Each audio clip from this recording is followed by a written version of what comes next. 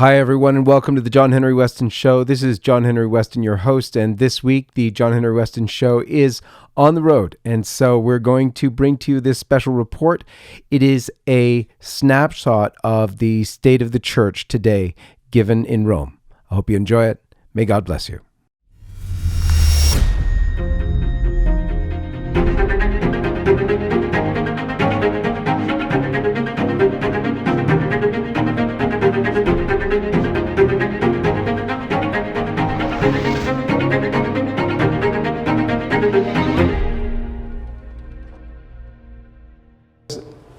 Just to show you, there's a real relation. You'd think LifeSite is that anti-Vatican place. That's what a lot of people think nowadays. It's not true. We had a very warm relationship with the church until recent times. And things have really changed in recent times, and you need to really understand that. And so that is what a lot of this presentation is going to be. So if you can go to the next slide. So I call it the Millstone Award, but if you read Matthew chapter 18, you read about how it's better for a millstone to be tied about your neck and thrown into the sea, which, by the way, was the gospel we had yesterday, right? I thought that was very providential that was our gospel. So it's true, though, and Bishop Schneider actually told us the true friends of the Pope are not the ones who give him adulation, but the ones who ask him for clarification, ask him to clarify the confusing mess that he's making with the church. Because the Pope, like every one of us, will have to answer on Judgment Day for what he did. And when Jesus was talking about the millstone, he was talking to his apostles. He was telling them it would be better for you to have a millstone. Everybody know what a millstone is? It's a huge stone that they use to crush wheat into flour. And it's so heavy, it's impossible. And the heavier the more you can do, and the better it is. So it's a ridiculously big, heavy stone. So if that's tied to your neck, well, you know what's going to happen to you.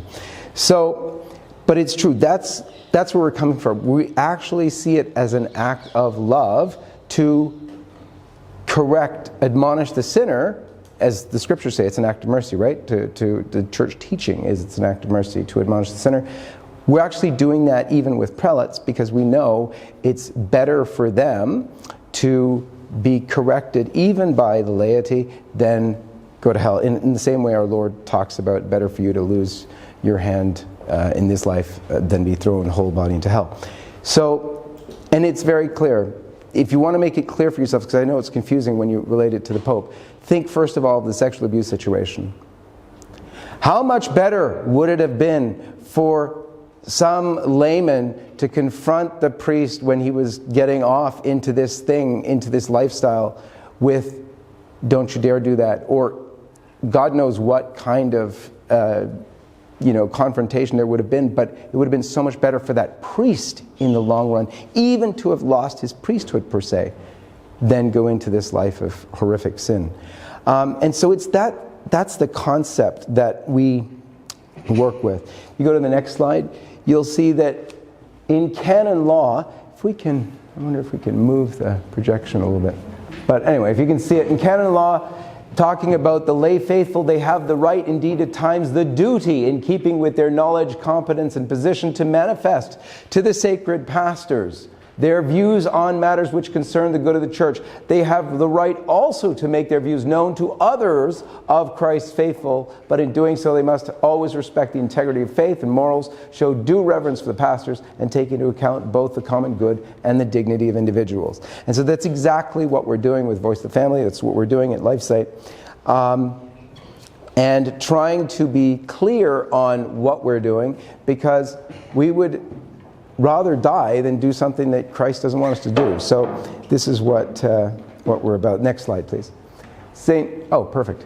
St. Thomas Aquinas teaches the same. If the faith were endangered, a subject ought to rebuke his prelate even publicly. Hence, Paul, who was Peter's subject, rebuked him in public on account of the imminent danger for the faith. So it's interesting because right at the beginning of the church, with the Lord's own chosen first pope, there was this example right away of the need to correct a pope publicly. And so we have that situation today rather grievously. We actually try so hard to do this. We not only do LifeSite, but we found there were a number of prelates high-ranking, even cardinals, not following what was happening in the church. And I was so startled because this back in 2014, 15, 16, I still thought, the cardinals are the ones who are going to save us because they're paying attention and they'll know what's going on and they're going to fight this somehow. And I learned sadly that a lot of the cardinals weren't paying attention at all. So let's get into it a little bit. This might, for some of you, be startling, and I apologize for that, but you need to know the gravity of the state we're in so that you understand what we're up against. We're up against something that has never happened in the church before, and I mean never. So you've heard about the Arian heresy, where it seemed like everyone in the church was Arian, even the Pope for a time, and you had Bishop Athanasius. Isn't it funny? It's the same name as another Bishop Athanasius today. But anyway, you had that occasion. But as several people historians will tell you, Professor de Mattei, at least it was one heresy. And now we have many, many, many. So we'll get into that. One of the first indications that there was a difficulty or problem with Pope Francis was actually on the balcony when he came out. On the balcony when he came out was Cardinal Daniels. Cardinal Daniels is very famous because he's the cardinal who fought always with JP2 and Benedict, after JP2 made him a cardinal, by the way, but anyway, was in favor of abortion, actually told the King of Belgium it was okay to legalize abortion, but he would say, of course, that he was doing so for legal reasons. He also praised the legalization of homosexual marriage. He wears a rainbow stole. I've got a picture of him later with a rainbow stole on so you can see. But he was on the balcony with Francis on the election day, and you can go watch the video of that if you wish. It's all over the place. But even from a liberal perspective, Cardinal Daniels is terrible because he got caught on tape telling a sexual abuse victim who was abused by a bishop friend of Cardinal Daniels not to go public that he was abused, not to bring it to the courts because the bishop was going to retire the next year. So even in the face of that, which is like one of the only sins left in the world, that the world counts as a sin, that was the case nonetheless. Okay, so then there was a lot of other incidents. He praised Kasper on day 3. But a lot of people stood up and took notice on the papal flight, the first papal flight back from Rio in 2013, the year of his election, where he said, "We cannot insist only on issues related to abortion, gay marriage, and the use of contraceptive methods. I'm a son of the church. It's not necessary to talk about these issues all the time." And every single pro-life leader around the world went, Where is it talked about all the time? Has anybody heard a homily on contraception ever in your life? Basically, no. And interestingly, I thought, to my great naivete, it must be in Argentina. In Argentina, they're pounding the pulpits on this stuff every day. So I called up to Argentina, the pro-life group there, and I asked them, so your priests are regularly talking about abortion, same-sex marriage, and contraception? Not at all. So that gave us a good indication of where things were at, but just so that you see what a diversion this is or difference this is from where the church was always. Go to the next slide. This is 2006, Pope Benedict XVI said to members of the European People's Party, "As far as the Catholic Church is concerned, the principal focus of her interventions in the public arena is the protection and promotion of the dignity of the human person, and she's thereby consciously drawing particular attention to principles which are not negotiable: protection of life in all its stages, from the first moment of conception until natural death, the natural family, and parents' rights and education." Those are what Pope Benedict called the non-negotiables. But what I want you to notice is that's the principal focus of the church in public intervention. And yet we heard from Francis exactly the opposite in a very public intervention. It was a public interview on a plane. If you go to the next slide, this is Pope John Paul II, the inviolability of the human person, which is a reflection of the absolute inviolability of God, finds its primary and fundamental expression in the inviolability of human life. Above all, the common outcry which is justly made on behalf of human rights. For example, now get this, because this will come up later. He said, the common outcry which is justly made on behalf of human rights, for example, right to health, home, work, family, culture, is false and illusory if the right to life, the most basic and fundamental right, and the condition of all other personal rights, is not defended with maximum determination. Please remember that, because that's going to come up later. It's the basis of one of the official teaching heresies of the Pope.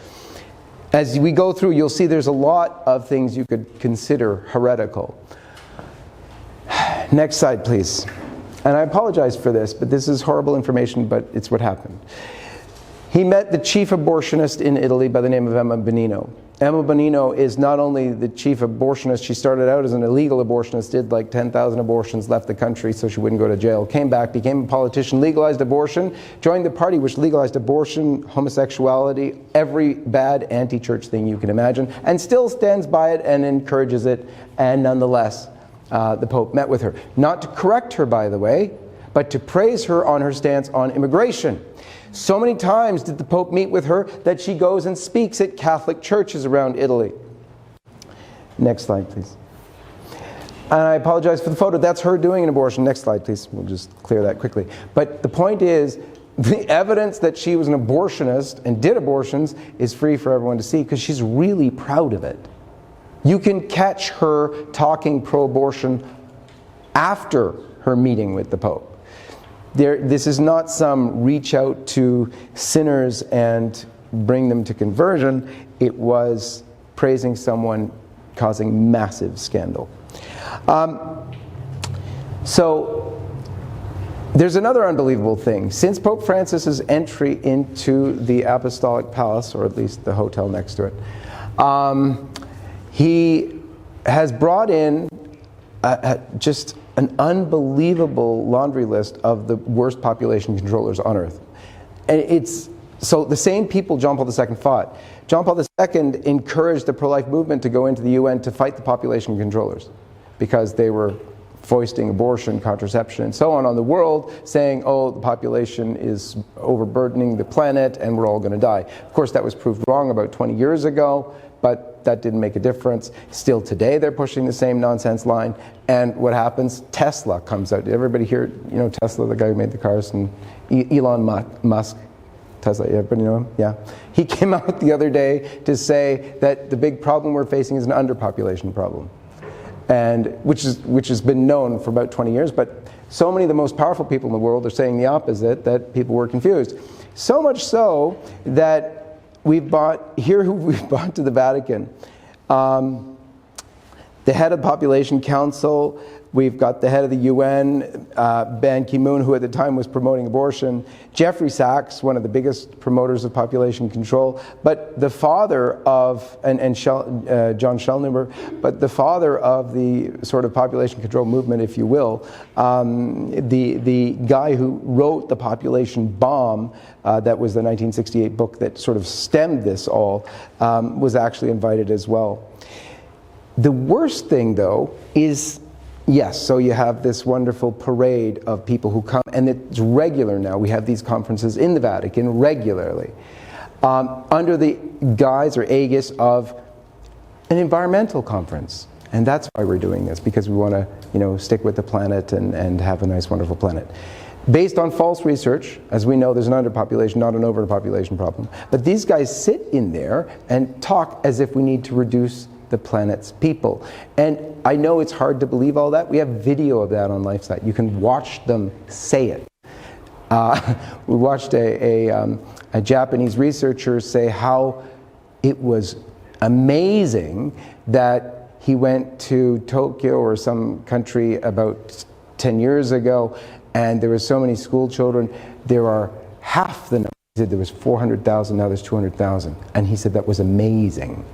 So it was chilling to watch, but even more chilling was Bishop Marcel Sanchez Sorondo, who is the head of the Pontifical Academy for Sciences and Social Sciences, who's on video saying that we need to give women, I could do his accent, but that would probably be insulting, but we need to give women education so that they will have 1 or 2 children, not 7 children. But if that's confusing for you, when the Holy Father on the plane complained that it was irresponsible for a woman who had children by C-section, she had 7 and was going to have her 8th, he said she was irresponsible and so on and so forth. that was really harmful for a lot of women who have heroically had many children, even via C-section.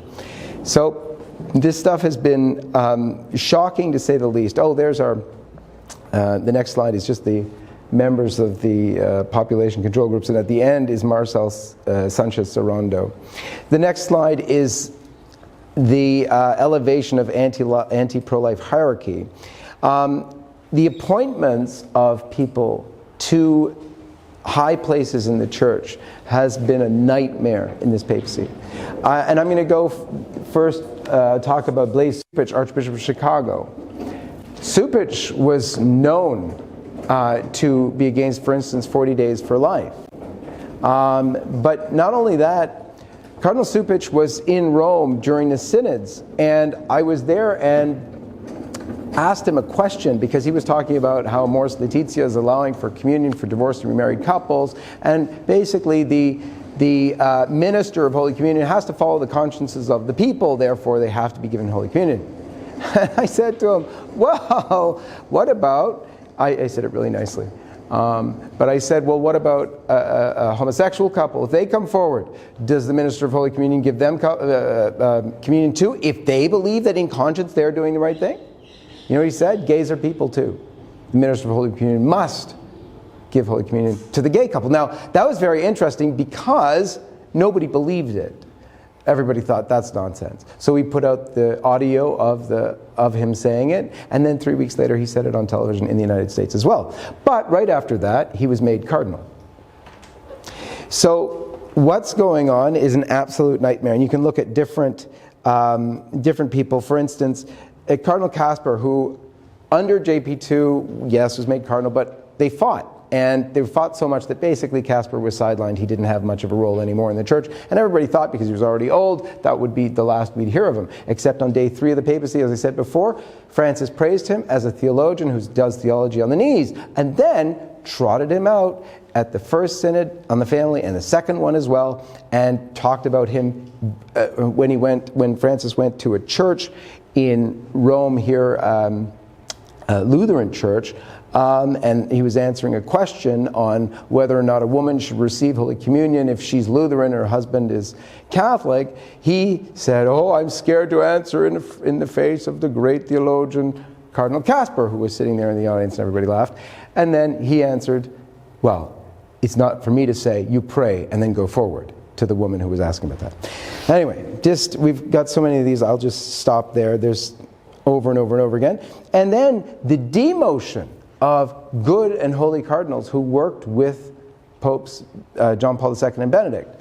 Cardinal Burke, for instance, he was just removed from office. Not because he's of age, he was still what they call a baby cardinal, because they're young enough to stay in for a long time. But he was removed.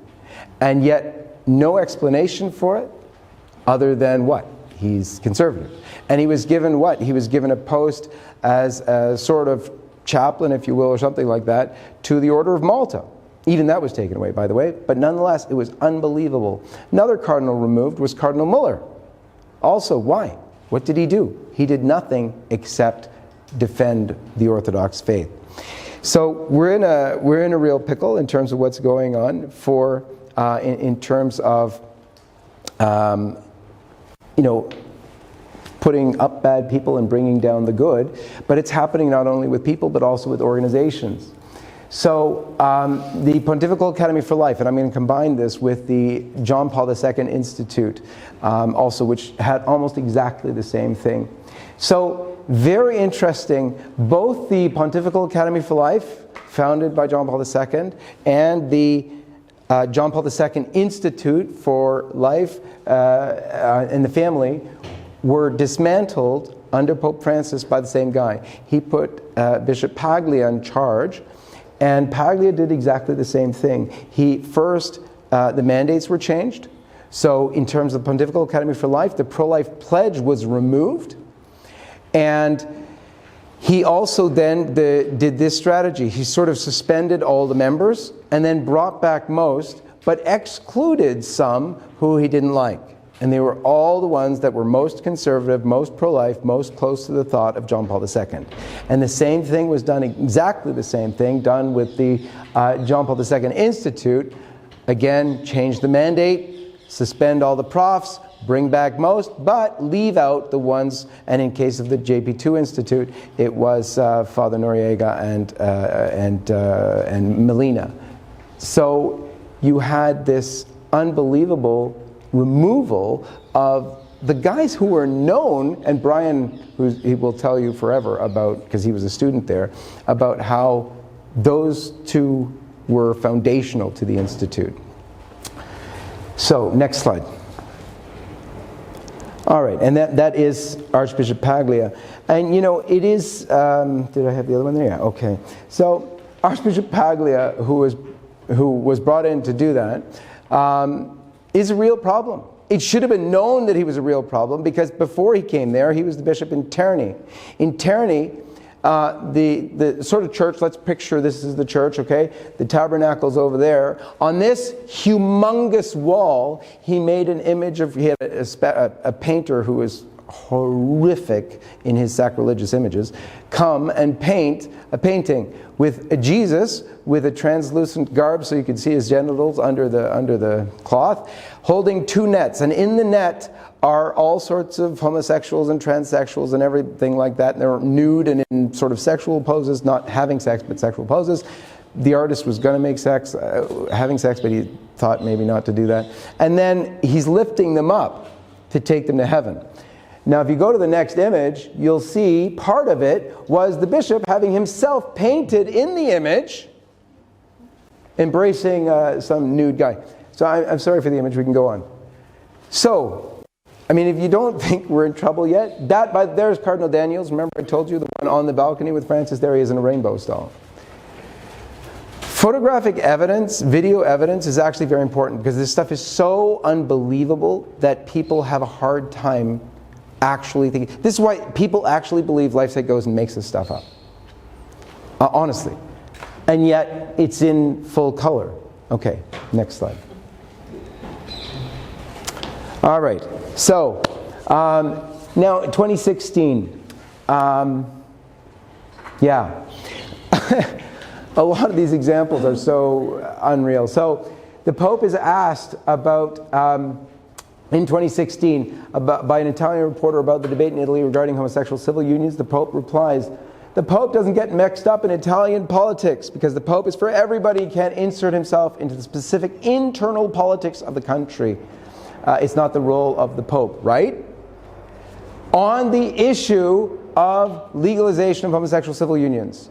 Okay, now, next, on the same flight, the Pope is asked about during the presidential primaries, the Pope when was this? Oh yeah, this was previous to it. But anyway, the Pope inserted himself into the presidential primaries by calling Donald Trump a person who only thinks about building walls wherever they may be and not building bridges is not a Christian. So to think you can slough off answering about civil unions with, "Oh, I don't go into politics," and then go absolutely directly into politics is, well, today it's par for the course with Pope Francis, unfortunately. Next slide, please. Kim Davis and Yayo Grassi. So this was one of the things, by the way, people know Archbishop Vigano? Some. Hands up who know Archbishop Vigano. Okay, lots don't. Okay, that's interesting. We'll get there in a minute then.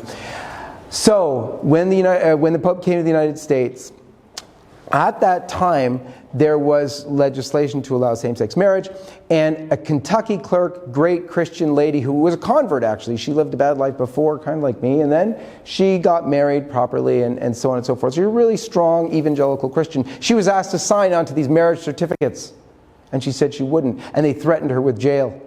And she had, like 3 little kids, and she went to jail anyway. So she was jailed for a few days, yeah? Sorry, could you say that again? I didn't quite understand. Yeah, so Kentucky clerk, like a marriage registrar, They're elected positions in the United States. She was asked to put her signature allowing for gay marriage, because when they come in for, the marriage certificate, she's the registrar, she's supposed to sign, and she said she wouldn't sign, and therefore she was threatened with jail for not signing, and she went to jail rather than offend her conscience. Well, when the Pope came to America, the then nuncios wanted to bring her, because she was such a hero, to meet the Pope. She's not a Catholic, by the way, she's an evangelical Christian, and thought it'd be nice for her and maybe for the church to bring her to meet the Pope, so he did. Now, when she met the Pope, it was very interesting. She wasn't allowed to take photos. She was told she wasn't allowed to mention it to the press until after the Pope left the country, and so she did that. Now, anybody who knows anything about meeting with the Pope, there's photos all the time, because you get sold the photos later, right? It's a great business. That's what there's a photographer there with everything he does, and then you take the picture, you can go get it and pay for it. It's all wonderful. So this time, no photos, and she, after the Pope left, did what she was told. Then she went to the media and said, yeah, I met with the Pope, it was really nice. And the media said, well, where's the photos? And she said, I was told not to take any photos.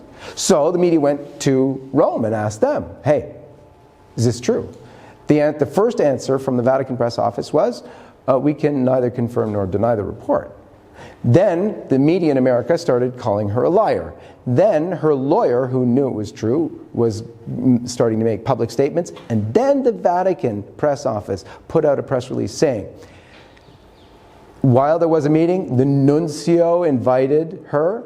It was with a whole bunch of other people, and it wasn't, now get this, they said the only real meeting, and that's the actual text in the press release, the only real meeting or real audience that the Pope had with someone in America, in Washington, was with his former student and his family.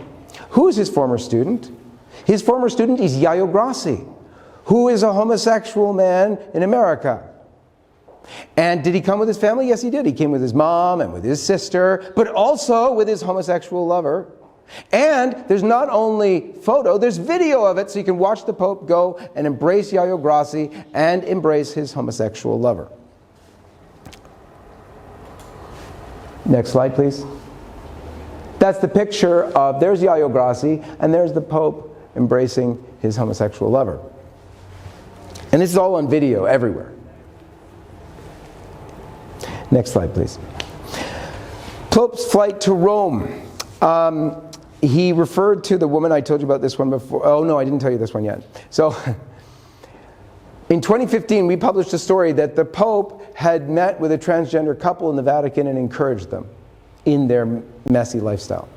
No one believed us, even though we had a photo. Now, in October 2016, the Pope told the story. It was unbelievable. He was on the plane, asked by a reporter, Holy Father, no, because, now here's an important thing to know about Pope Francis. He says different things all the time. So he has said several times that transgender ideology is bad. I can count at least 5 times. And so the reporter asked, yes, you've condemned transgender ideology, but how do you take care of transgender people? And the Pope said, oh, well, I had a couple over to the Vatican. And this is something really strange. He said, and I'll read it to you. The Pope explains, this is the Pope explaining, a woman who felt like a man but was physically a young woman, after a sex change surgery in her 20s, that's not his quotes, I'm just summarizing, Pope Francis said he got married. Now he's saying he got married. Remember, it's a she. Reality. He wrote me a letter. That's this woman with a sex change operation. Wrote me a letter saying that for him it would be a consolation to come to see me with his wife. This is the Pope's own words saying that he wanted to come visit me with his wife. And this is a transgender couple.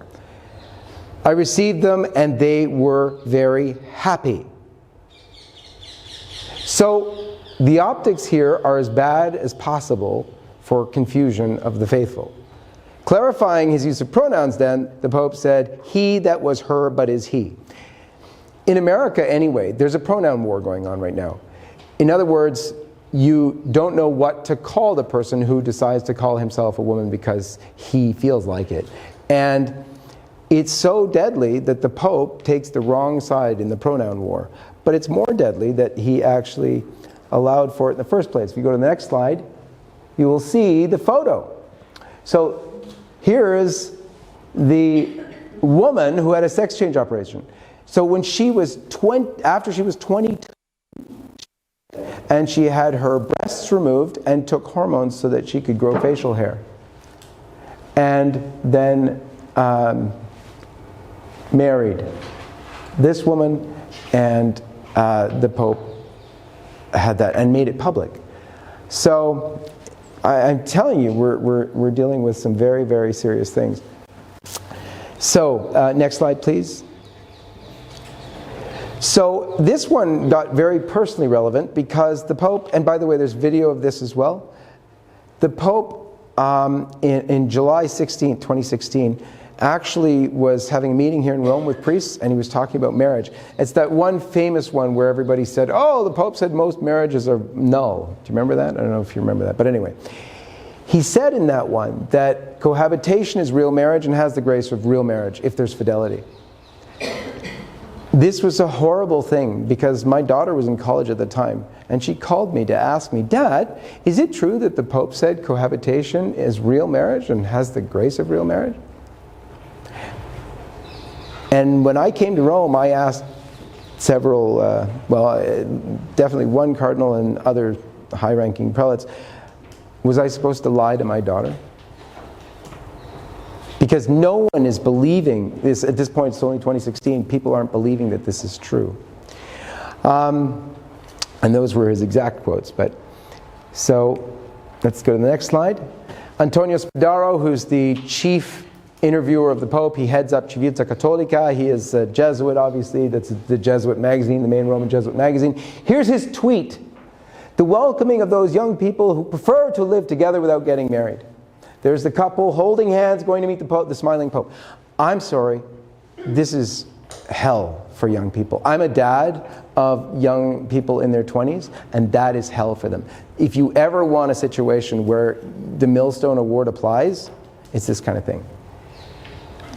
Coming on the back of course, the statement about cohabitation, which, by the way, the media picks up immediately.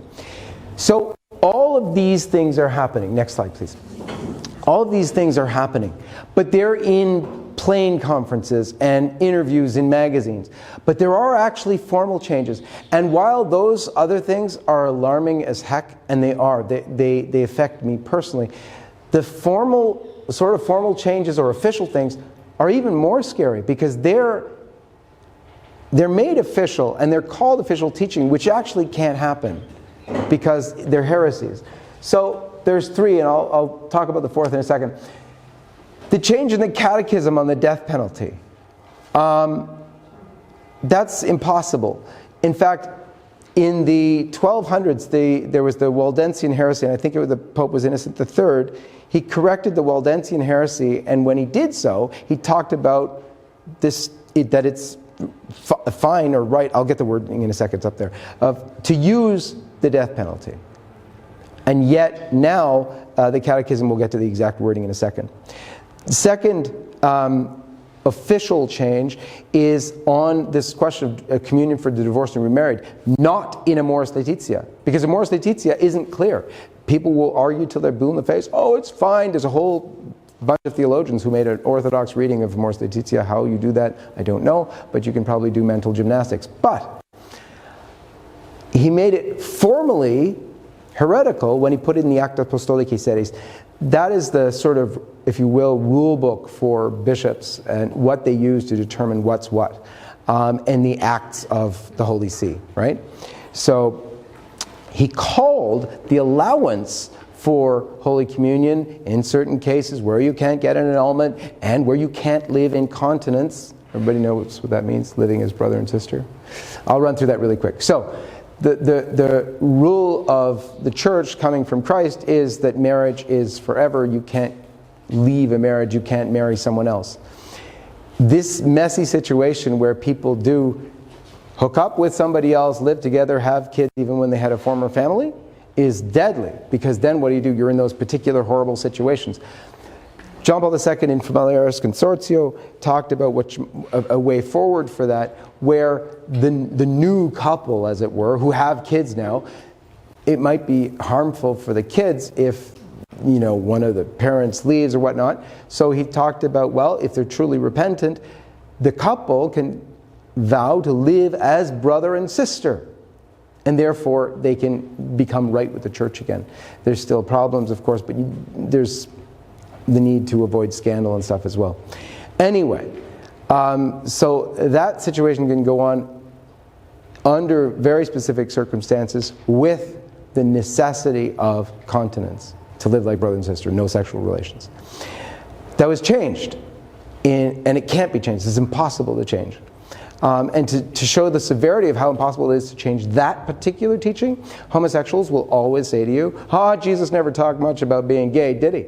And if you look through, he didn't reference homosexuality. He referenced Sodom and Gomorrah once. St. Paul talks all about it. It's all over the Old Testament. It's known church teaching, but nonetheless, Jesus, in the words recorded in the Gospels, doesn't. But Jesus is super specific on adultery. So if we can change church teaching on something as fundamental as when Jesus was so super specific about it himself, how much more are we able to change anything else where he wasn't so super specific? That's why that debate was so hot, because it was an unbelievable shaking of the church, fooling with Christ's words himself. Then in the exhortation, exultate, gaudete et exultate, rejoice and be glad, you have this inversion of or just falsehood of how immigration is equal or even more important than abortion in voting considerations. So we're going to get to that. Also, a side note, he did allow for communion of Protestants when they had their spouses from Germany, as long as each individual bishop decides it, not as a thing. Okay, so I had more for you here, but I want to not take too long. So the Buenos Aires guidelines are there. They show through that process that the wording goes, when it's not possible to obtain a declaration of nullity, so there's no annulment, the option of living in continence may not, in fact, be feasible, which makes no sense. That's talking about direct adultery. And it is equally possible to undertake a journey of discernment if one arrives at the recognition that in a particular case there are limitations that diminish responsibility and culpability, particularly when a person judges that he would fall into a subsequent fault by damaging the children, which is of course insane, because you're not damaging the children by not having sexual relations. But anyway, nonetheless, there it is. And Mors Laetitia opens up the possibility of access to the sacraments of reconciliation and the Eucharist. If you go to the next slide. And by the way, just so that you know on that, in the Acta Apostolicae Sedis, it was called, a rescript called it authentic magisterium, authentic teaching. So, I don't know what that's supposed to mean, because this is an official document. And there it is. But nonetheless, that's where we're at. The exhortation, Gaudete et Exultate. This is an official exhortation of the Pope from last year. Some Catholics, this is a direct quote, some Catholics consider, and he was talking about immigration, a secondary issue compared with the grave bioethical questions. The scare quotes are in the original, by the way. That a politician looking for votes might say such a thing is understandable, but not a Christian. That's in the exhortation. He also said, and by the way, I encourage you, please don't believe me, please look it up. That's the name of it, and there's the paragraph numbers 102 and 101. He said, he criticized pro-lifers who he said act, quote, as if there are other more important matters or the only thing that counts is one particular ethical issue or course that they themselves defend. And he was talking specifically about the defense of the unborn. Please look them up, because I know it's hard to believe. Oh yes, there's more full, but let's skip that one. Okay. You can go 2 ahead from there. 2, 1 more. Okay, so this is the exact language they used. They called it authentic magisterium, as I said. He made the Buenos Aires letter, but that's too complicated. Let's just go with what we have so far. All right. Whoops, 1 back, please. There we go. All right. There's that quote that I wanted to tell you about. So this is the change in the catechism from Pope Francis. The Church teaches in light of the gospel that the death penalty is inadmissible because it is an attack on the inviolability and dignity of the person. She works with determination for its abolition worldwide. Okay, that's Pope Francis. This, remember, the Waldensian heresy condemned the death penalty to let them back into the Church. Pope Innocent III said, with regard to the secular power, that's the state, we affirm, that's we is the royal we for popes, that it can exercise a judgment of blood, meaning the death penalty, without mortal sin, provided that in carrying out the punishment it proceeds not out of hatred, but judiciously, not in a precipitous manner, but with caution. You can't have church teaching, especially in an official capacity, contradict itself, but it seems to now. Okay, next slide, please. Okay, there is, of course, Archbishop Vigano, who made the big revelations. Most of you know about it. But anyway, he accused the Pope of knowing about Cardinal McCarrick and the abuse problems there. Of course, horrible problems that way. And Archbishop Vigano himself told the Pope about it when he came into office. And the Pope, nonetheless, lifted restrictions on Cardinal McCarrick that were placed on him. And so I want you to know, because it's becoming history now, but when the Vigano revelations were made, the Pope said, basically, I'm going to be silent about all this. And a lot of people said, who's Vigano anyway? No one believes him. Wrong. In the U.S., go next slide, please. 35 bishops supported the credibility of Vigano, because Vigano was a holy guy. Anybody who's met him and knows him knows he's a holy guy. So your life's testimony speaks. He did the most controversial thing on the planet by coming out publicly against Pope Francis. And 35 bishops who never would have stood up for him anything like this, because he was such a good guy, stood up and supported the credibility of his testimony and asked for it to be looked into. Cardinal Burke obviously did, Bishop Schneider did, Swiss Bishop Eleganti did. Next slide, please. You had various Catholic leaders as well. Father Benedict Rochelle, the chair of the board of Christendom College, a famous U.S. college. Canonist Ed Peters, who was very notable. Biographer George Weigel. EWTN Legatus withheld a 10% tithe to the Vatican. And there was a petition of some 46,000 women and over 10,000 Catholic men. There was even secular support from the likes of Pat Buchanan, Rush Limbaugh, Ben Shapiro, a Jewish guy, by the way. Very big names in America. Next slide later. Next one again. And next one again. All right. So, yeah, just right there. So, we're coming to our conclusion now, right? So, these are the latest things. Pope Francis in the Abu Dhabi Declaration declares that diversity of religions is willed by God, something that obviously doesn't make sense at all from any perspective if you believe in a one true faith. Father James Martin, the priest who goes around America talking about welcoming homosexuals in that same way that I told you earlier is very harmful for them. He was made a consultant to the Vatican's communications department. He was also placed as a speaker in the Vatican's World Meeting of Families, for crying out loud.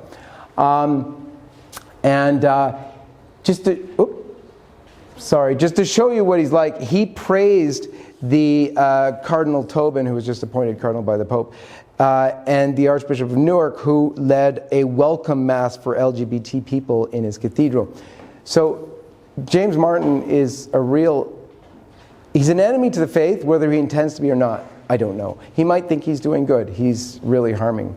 And actually, if you want to find out he's harming, go and talk to the converts. So one of our staffers, Doug Mainwaring, was a practicing homosexual. And he came back to the church because of the truth of the church's teaching. And he fights Father James Martin harder than anybody else on staff because he knows how detrimental it is. And he knows from the community of those who have come out of the lifestyle how detrimental it is. So you heard recently that the Pope gave away some of the relics of St. Peter to the Orthodox Patriarch, which is horrendous for what it showed. The Vatican directives for China, which is another huge topic. Cardinal Zen, who was the foremost expert on that, he said basically it's leading to the death of the true faith in China. And yet it's going forward nonetheless. We talked about the destruction of the JP2 and the Institute for Marriage and the Family. And next slide, please. Father James Martin is not the first time the Pope has promoted a homosexual promoting person. This is a pose of Pope Francis with the LGBT Catholics Westminster. So if you know anything about an LGBT Catholic movement, this is not courage. This is not, we're going to help you come out of the lifestyle and live chastely and wonderfully become a Catholic. Oh, no, no, no, no, no, no. These are the guys who, let's have a gay mass. So what's a gay mass? Well, we come with our partners and we come and celebrate and we all go to Holy Communion and it's all wonderful. That's what it's all about. And there's the pose with them. And the next slide, just so that you're up to date, is yesterday's news, the meeting of Pope Francis with Father James Martin. So that's where we're at. But I want to conclude with this. Next slide, please. Where sin abounds, grace abounds all the more. A quote from the Holy Bible. And it is true. And this is so great for us because there's more sin now than ever before in human history. I'll prove that to you, because a lot of people will tell you, oh, come on, it was way worse before. No, it wasn't. And you can prove that like this. It's really fun to do.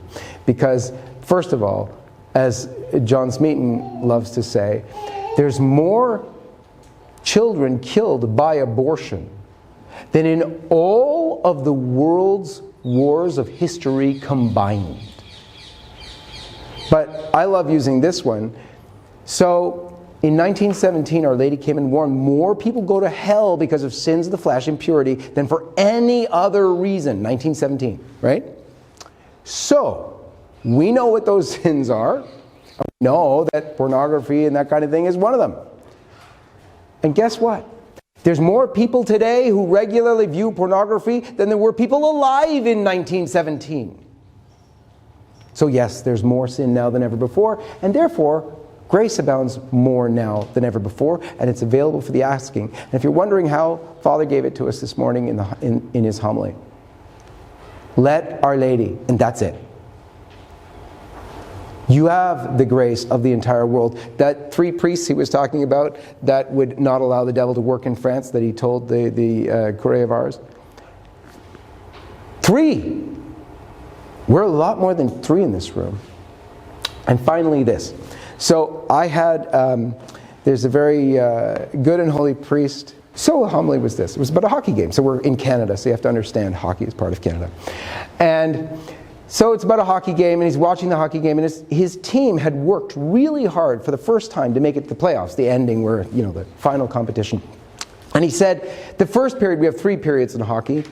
The first period, his team lost 3 goals. In fact, he didn't even get to sit down before the first goal happened. He was still getting his beer and popcorn, which is what we do when we watch hockey in Canada. And his team had already lost a goal, lost 2 more in the first period. Second period, he was sure they were going to rally. They didn't rally. They lost 4 more goals in the second period, and it was absolutely horrible. And he thought, that's it, I should, call it quits, turn it off, and go to bed. But he thought, no, I'm a priest, I'll offer it up. And so he watched the third period. In the third period, the team scored 7 goals to tie the game. In overtime, they won. But he told us 20 years later, he was watching the same hockey game because they were playing the best hockey games ever played on television. They were playing the whole hockey game again. So he sat down. This time he caught the first goal. But you know, he said, whereas with the first viewing, all those goals in the first period and the second period hurt him every time. It's like a stab into his heart. It was so depressing. He said he could watch the first period and the second period goals with peace, even some joy, because he knew in the end that his team would win. That's where we are. We're in the first and second period watching the goals against our team, if you will, the team of Jesus. But we know in the end, he wins. In the end, her Immaculate Heart will triumph. So let's be happy and be joyful warriors despite all the hell that we're facing. May God bless you.